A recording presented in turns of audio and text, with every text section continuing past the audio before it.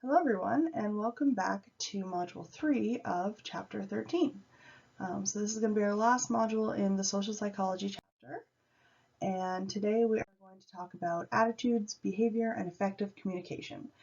So this is kind of a newer module for the Social Psych chapter. It wasn't something that was talked about as much in previous textbooks, but it does have some really interesting information on persuasion techniques and stuff like that, so hopefully you'll enjoy it. So the APA's official task force, APA being the American Psychological Association, on climate change has stated that addressing climate change is arguably one of the most pressing tasks facing this planet and its inhabitants. This is in agreement with the UN stance. And so why then do you think that it's so hard to convince people to behave in ways that will help them combat climate change? So four of the most common approaches that we use in order to try to attempt to change a public's behavior on a larger scale are technological, legal, economic, and social. So basically making desired behaviors easier, lawful, cheaper, and more well-known. So although each of these approaches can have an impact on their own, each one by itself is insufficient to solve or adapt to major global problems like climate change. So we definitely do still have a long way to go in that regard.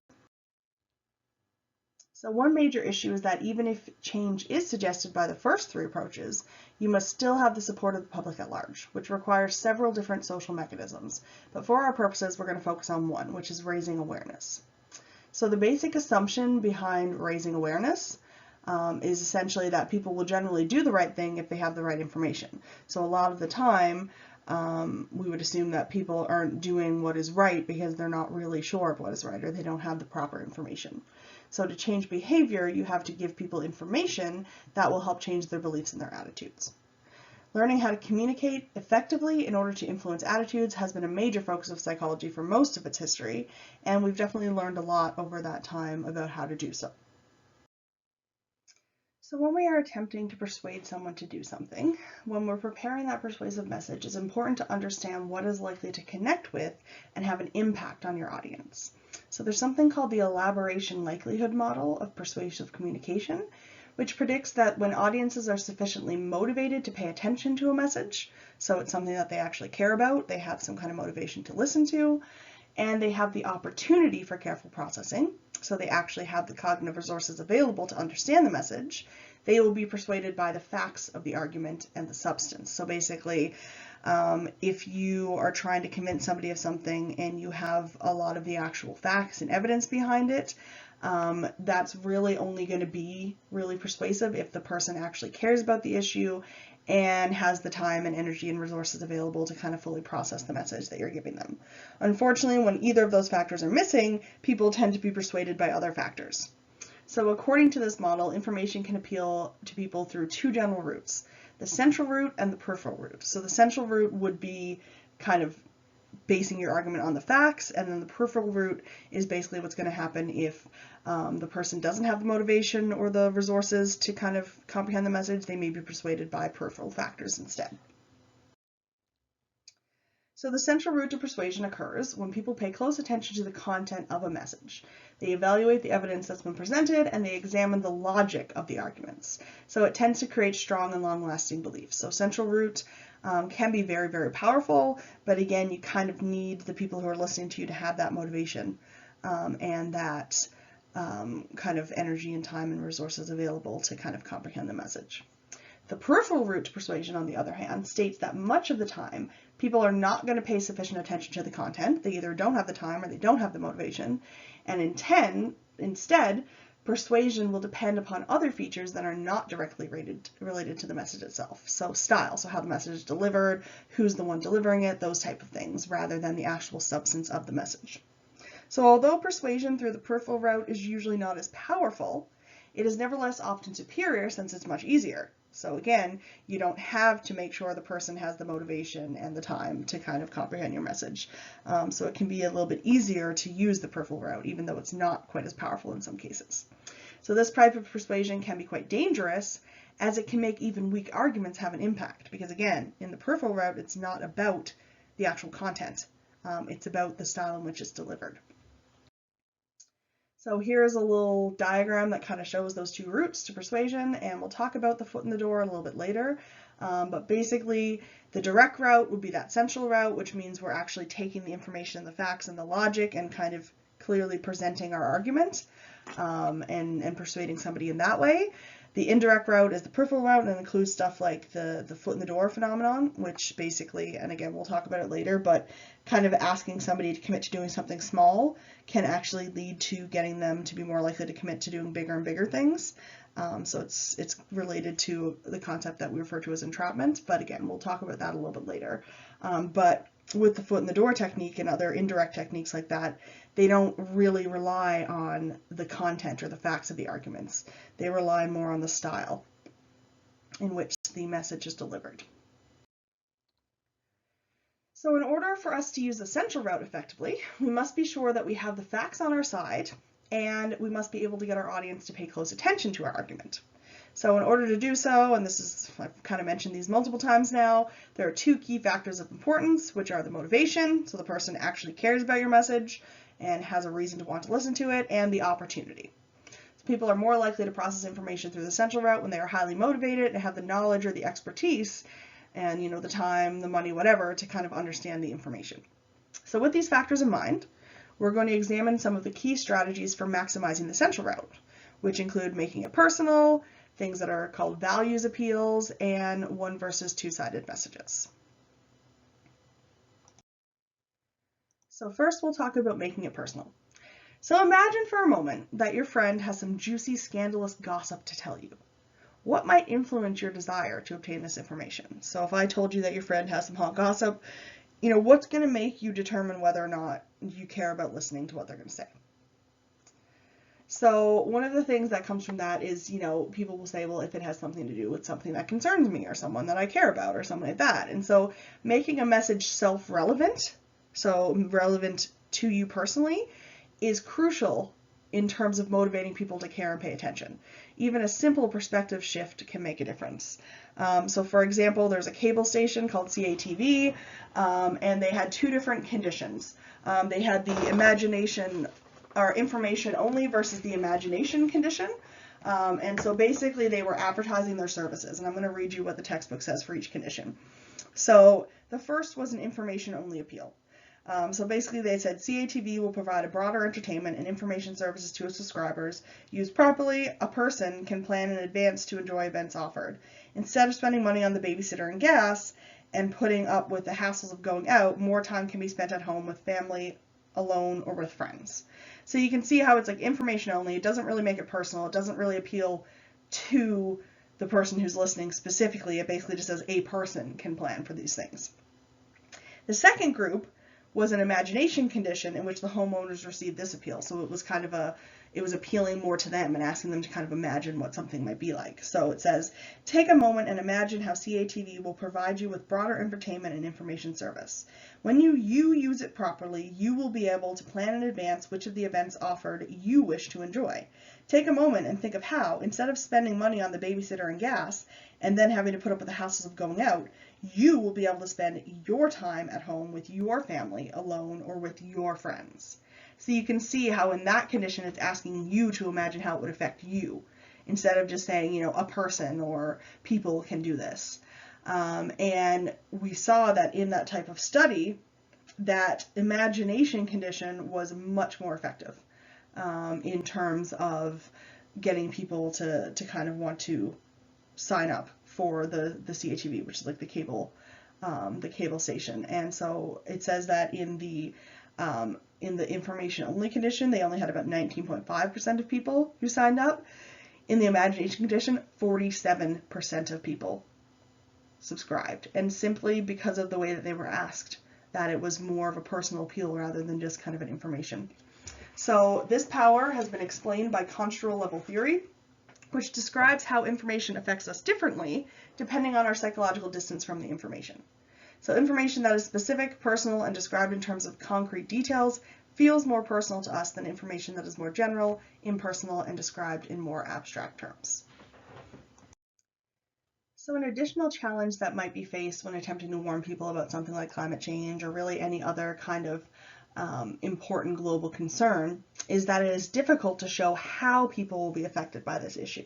So issues tend to seem less real to people when there is no story to accompany them. They want to have kind of a story and a background behind what they're hearing about. So the identifiable victim effect describes how people are more powerfully moved to action by the story of a single suffering person than by information about a whole group of people. So it says, consider the example of Rokia. So this is an example from your textbook. And so Rokia it was a story basically about a 7-year-old girl from Mali who was desperately poor and starving and, didn't have enough food. And basically what they did is they had several different conditions. So they basically took people and asked them to donate to this cause. And so for some of them, they basically said, this many, hundreds or thousands of people are affected by this stuff, and, it's really terrible. In another condition, they gave the story about one single individual. This is this little girl, Rokia, who was starving and very poor and really needed help. And then in the third condition, they talked about Rokia, but they also put in the statistics that, there are thousands of people suffering, blah, blah, blah.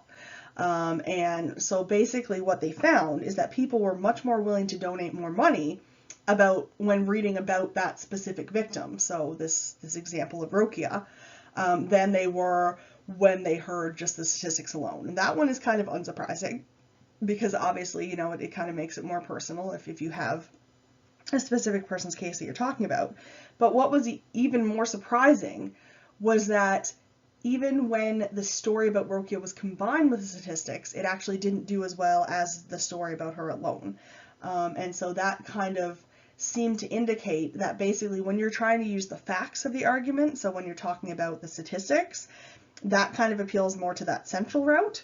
So maybe it made people start thinking kind of more logically about things, whereas just giving the story of Rokia and how she was suffering, that probably kind of more kind of spoke to that peripheral route for persuasion, which we know that even though it isn't quite as powerful in some cases, can be really, really powerful in other cases if the person doesn't quite have the motivation or the resources available to kind of take in the central route. So in order to understand these findings, psychologists rely upon dual process models. So the first is the experiential system, which operates more implicitly, quickly, and intuitively, and is predominantly emotional. The second is the analytical system, which operates more at the explicit level of conscious, is slower and more methodical, and uses logic and discursive thinking. So for example, reasoning using language to try and understand reality. So when we're talking about kind of central and peripheral routes to persuasion, we can kind of think of the analytical system as contributing a lot of the time to kind of that more central route, whereas the experiential system contributes kind of more so to that peripheral route for persuasion. And so the analytical system is obviously very specialized for understanding, for actually processing information, whereas the experiential system specializes in intuition and feeling. So again, we're saying it's implicit, so it's kind of unconscious, it's very quick, it's intuitive, and really relies heavily on emotion. So it can kind of help explain why Rokia's story would be so powerful. So it's speaking to this experiential system, while the abstract statistics speak to the analytical system. And we know that a lot of the time less emotion can lead to less motivation. So actually giving statistics, even in the case where they gave the Rokia story and then gave the statistics, that could kind of activate that analytical system, which can actually lead to the person kind of not reacting so strongly to the story because they've activated that more kind of analytical and logical part of their brain. So even though talking about the identifiable victim effect kind of got a little bit more back into the peripheral route of persuasion, we are going to kind of continue on with the central route right now. And so one of the final ways in which we can attempt to make the central route more persuasive is by using value appeals. So understandably, audiences are much more likely to listen to a message that is framed in a way that's relevant to them, so relevant to their values, their beliefs, what have you.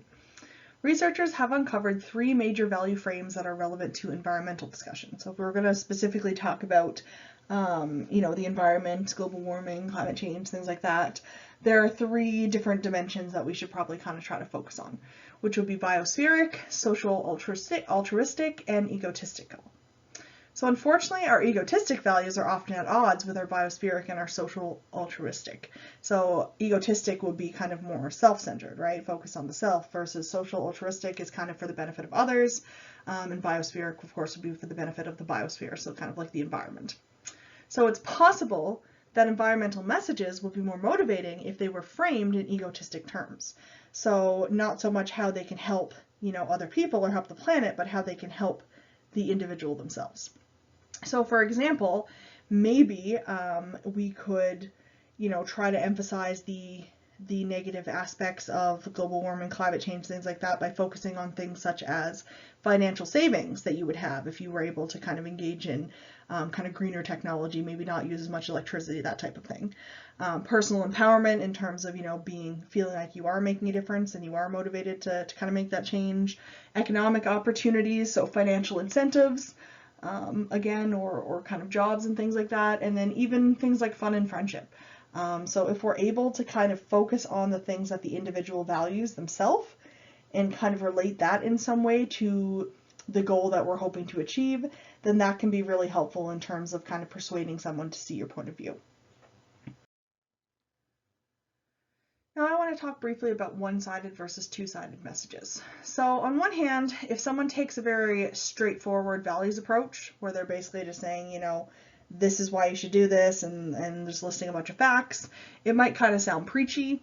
But on the other hand, if they don't make their position clear, if they're kind of going back and forth and not really advocating clearly for their own values, they may be viewed as a flip-flopper who doesn't really stand for anything in particular, so they're not really sure where they stand on the issue.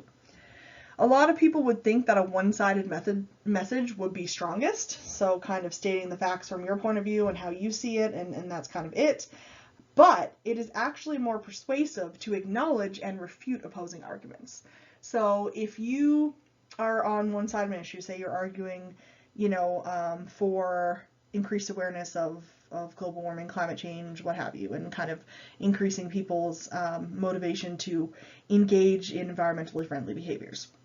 So if you were to go out and just talk about the benefits of engaging in those behaviors, that's going to be good, and that might, convince some people, but you're basically failing to take into account that there are other reasons that people might not want to do these behaviors. So if you're instead able to kind of basically give your side of the argument, but also put up a bit of a counter argument in terms of giving some of the reasons that people list for kind of going against your beliefs, and then kind of refute those messages with facts and logic from your own argument, that can actually strengthen your argument instead of weakening it. So by giving a two-sided message, you're seen as more trustworthy because it's basically showing that you're not only considering your side. And by bringing up opposing arguments, you actually help the audience members, to resist those arguments in the future. So this is known as attitude inoculation. So basically what you're doing is you're helping strengthen someone's attitudes and make them more resistant to change by first exposing people to a weak counter argument and then refuting that argument. So not only is bringing up kind of some of the counter arguments useful in terms of making it seem like you're more trustworthy and you are considering all the options and not just taking your own perspective into account, but by bringing up those arguments and then kind of shooting them down again, that actually kind of gives the audience an even stronger sense of why those counter arguments probably aren't realistic, and so therefore they're more likely to buy into your argument. So we've talked a bit about the central route now. Now we'll talk about using the peripheral route effectively. So as we've discussed, the central route can have a much stronger and more long-lasting effect on attitudes and behaviors because, of course, the central is where we are really using facts and logic and taking those types of things into account, but it can often be flawed. So therefore, we're not able to ignore the peripheral route and the impact that it too can have on effective communication. So just considering things like the person who it is who's conveying the message, if it's a celebrity or something like that, if it's somebody who's considered trustworthy or kind of a professional, all of those things can actually influence whether or not people buy into your argument, sometimes even more so than the facts of the argument themselves. So research has identified many powerful factors involved in peripheral influence, such as authority, liking, social validation, reciprocity, and consistency. So we'll talk a bit about each.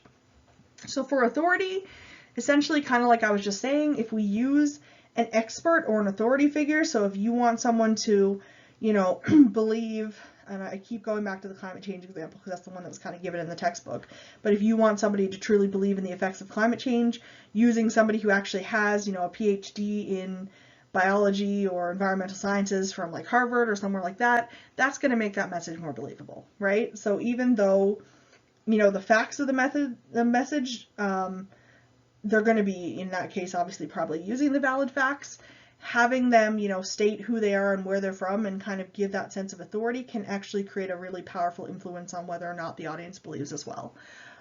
So even using somebody who has played a doctor on TV. So for example, getting somebody who was part of the cast of Grey's Anatomy and having them deliver a message about health seems to have a stronger impact than just having kind of an ordinary person deliver that message. So even though they aren't even actually a real doctor, a real medical professional, just because that's what people associated them with, it can actually influence how likely audience members are to kind of buy into that message as well.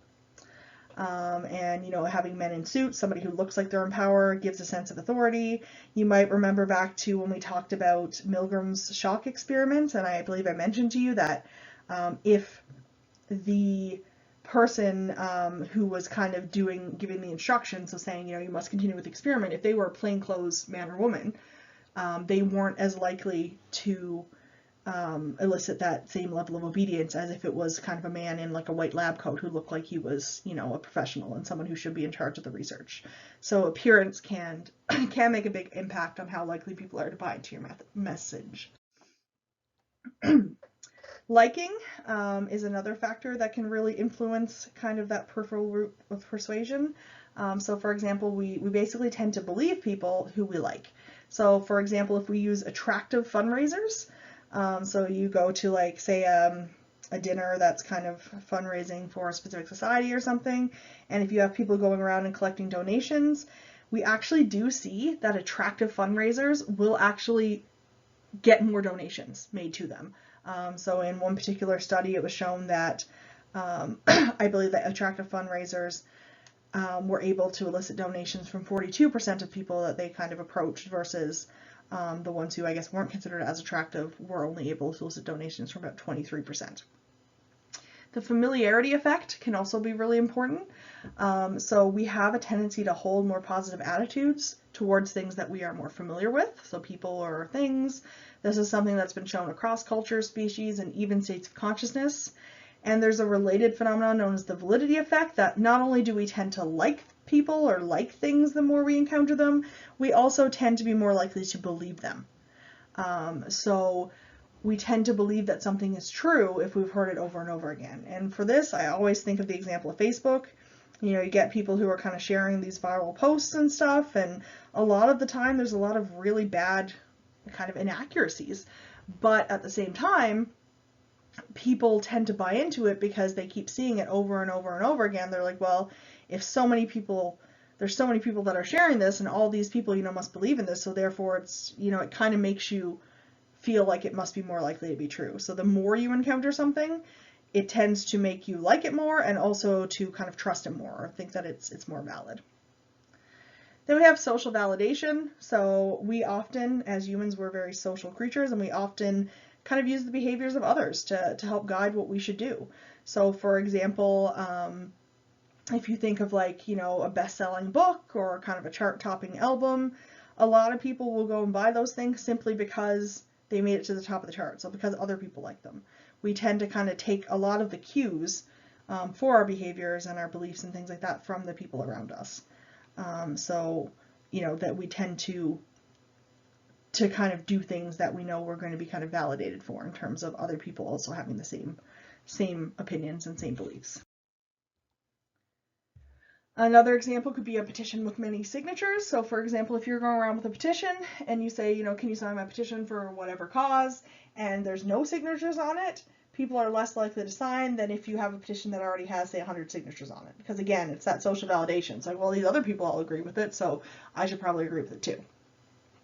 Ironically, social validation can also be misused by communicators, kind of in the opposite way. So if it's something that isn't very popular, it's a lot easier to convince people that it's wrong.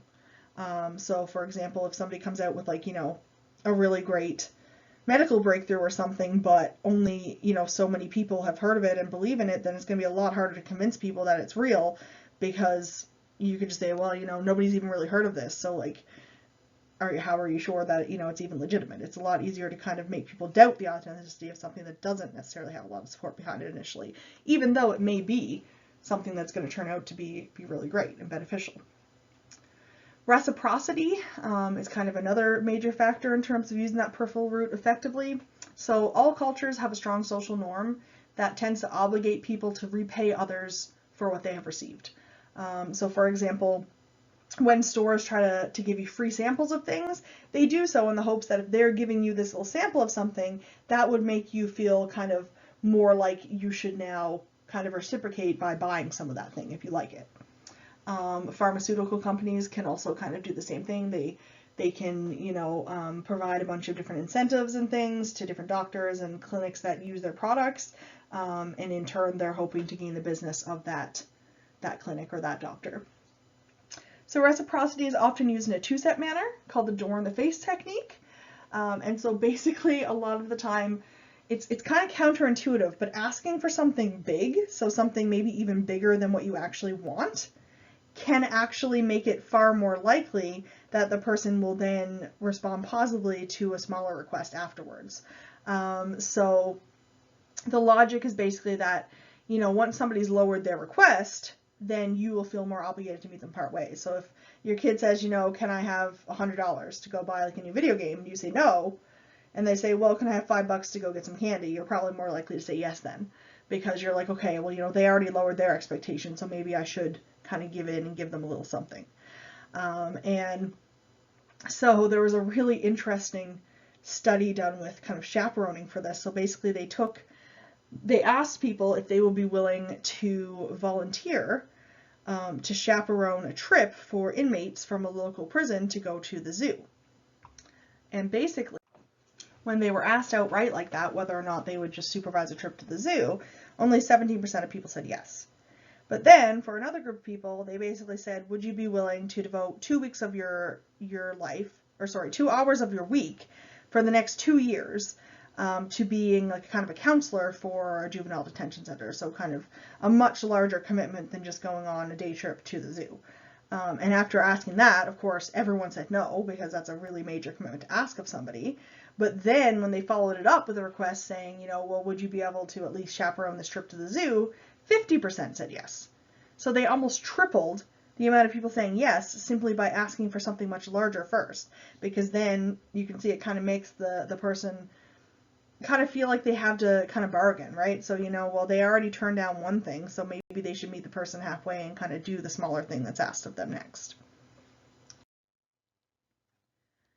And a final kind of trick for using that peripheral route effectively is consistency. So one of the most powerful influence techniques is known as foot in the door. And I kind of mentioned this one earlier. So we have door in the face, which is when you ask for something big first, and then you downgrade your request to something smaller, usually the thing you actually wanted, and you're more likely to get them to say yes on the second try. The foot in the door is kind of the opposite of that. So basically what you do is you ask for something very small first, and once they agree to that, you follow it up with a more substantial request. And so the idea here is that people like to see themselves as consistent, right? So if they said yes to one thing, then in order to see themselves as consistent, they would probably say yes to another larger related thing. And so it kind of makes it a lot harder for them to say no to those subsequent requests. And honestly, just even changing the wording of a request in a very subtle way can impact behavior. So for example, with restaurant no-shows, just saying, please let us know if you are not going to be available for your reservation, versus asking, would you let us know, or would you please let us know, like kind of phrasing it in terms of like getting them to actually agree to let you know, it definitely leads to people being far more likely to actually reach out to the restaurant and let them know if they're not going to make it to the reservation. Just the fact that you had asked them and they actually agreed to do it, in order to stay consistent with that, they then will be more likely to make that call and actually let you know if they can't make it, versus just saying, please call us, and not really asking for that, that person to actually confirm that yes, they would. And so, yeah, the foot in the door technique and kind of changing wording around requests can be really sneaky, and they can be related to a concept known as entrapment, which is basically the process by which kind of requests escalate over time. So you ask for something small, and the next time you ask for something a little bigger, and then you kind of go up from there, and over time you can end up getting people involved in really negative behavior that they probably never would have been engaged in otherwise. So here's just a little diagram that kind of shows you the difference between these two techniques that we've been talking about.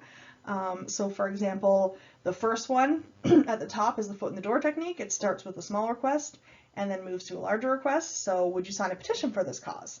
The person says, sure, signing a petition isn't a really big deal. And then they say, could you also give an hour of your time to volunteer for the cause?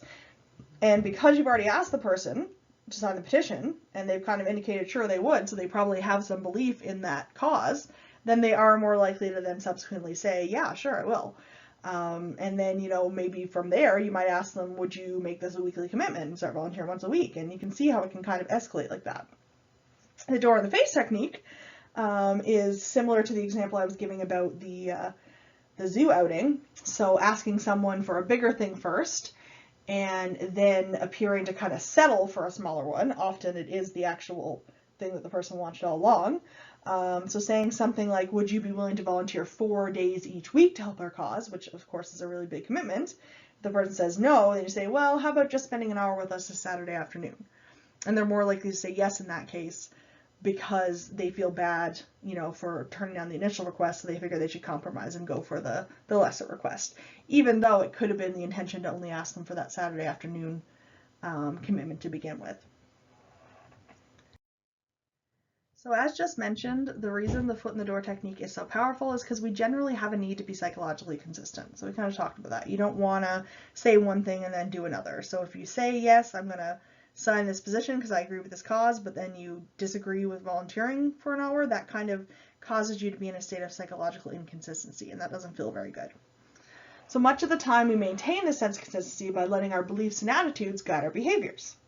However, we can also maintain consistency by changing our beliefs to be consistent with our behaviors.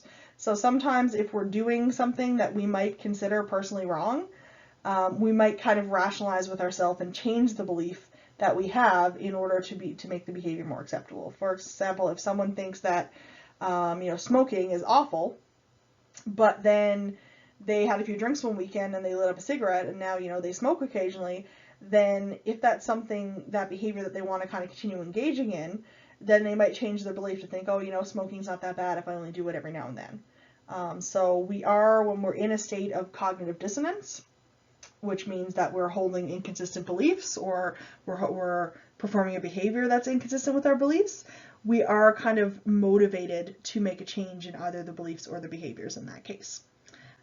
So that the dissonance part is basically referring to that internal tension that you feel when your beliefs and your behaviors don't really align with each other.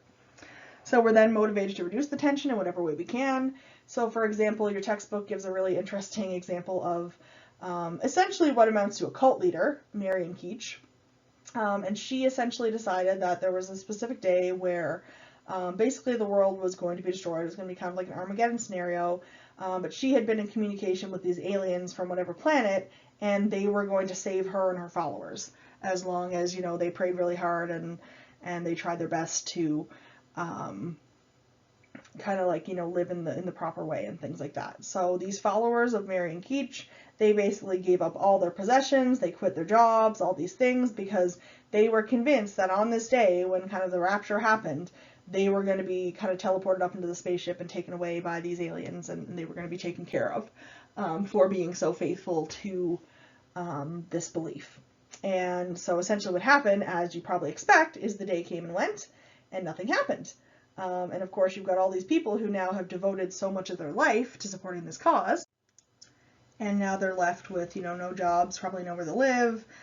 They've kind of ruined their lives at this point. And so essentially at 4:45 a.m., which was kind of after the time in which this was supposed to occur, it was kind of clear that this wasn't going to happen anymore and that the leader had been wrong. And so you might think that at that point they would be like, okay, we're going to try to go back to normal and rebuild our life and kind of denounce the cult and all that kind of stuff, but actually the opposite happened. So suddenly the leader said that she got a message from this group of aliens that were supposed to save them, and because the little group that she had put together had been so faithful, they were no longer at risk, and God had decided to not destroy the earth after all. So essentially at that point, she had convinced these people further that not only were they not going to be, you know, whisked away, but they had actually saved the world. And so some of her followers at that point decided to kind of not follow her anymore. They kind of were disillusioned at that point, but other ones actually became even stronger in terms of following her and buying into what she was saying, and she became kind of a really kind of even more well-known figure in terms of her bizarre beliefs and her kind of odd brand of religion. So unfortunately, you can definitely see that sometimes cognitive dissonance can work in a good way to kind of help us eliminate negative beliefs or eliminate negative behaviors, but at times it can actually cause us to find even more justification for negative beliefs and behaviors. So as you can see, the attitudes and behaviors are connected to each other in a circular fashion, with each affecting the other. And through these causal loops, initially small changes can grow into very large changes over time. So like I was talking about with that process of kind of the foot in the door and the entrapment, you can really see how slowly you could convince a very good person to do very bad things just by kind of slowly escalating their commitment over time.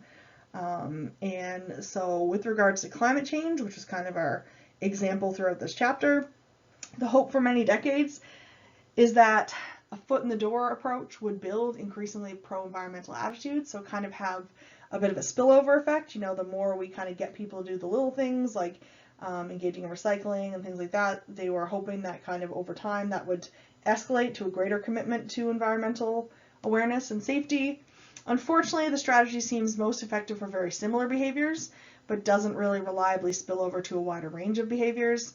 And spillover is even less likely if there are clear extrinsically motivating reasons for engaging in the behavior. So for example, something like recycling, if we give people money when they bring back their recycling, they're much less likely to kind of do that on their own and consider that a part of their identity. They can then justify it by saying, well, yeah, I do recycling, but I don't really believe in that stuff. I just want to do it because I get money back for, you know, my beer money or whatever. But our hope is that overall the skills and tools taught in this chapter will help at least some of us in making the world a better place. And that's kind of all we can ask for. So hopefully you've learned a lot from this chapter, and you know, you've watched some of the YouTube videos, and hopefully you have a bit of a greater understanding for what social psychology is now and why I personally find it so fascinating. I hope you enjoyed this chapter, and our next chapter will be on health, stress, and coping, which I'm sure is something that all of you have had issues with over time, especially the stress portion. Not even being in university, but being in university during a pandemic, I'm sure that that is something that you can kind of all relate to a little bit. So I will end it here, and that is the end of chapter 13, and I will pick up on chapter 14 next, and we'll start talking about health, stress, and coping. So I'll see you guys in the next video.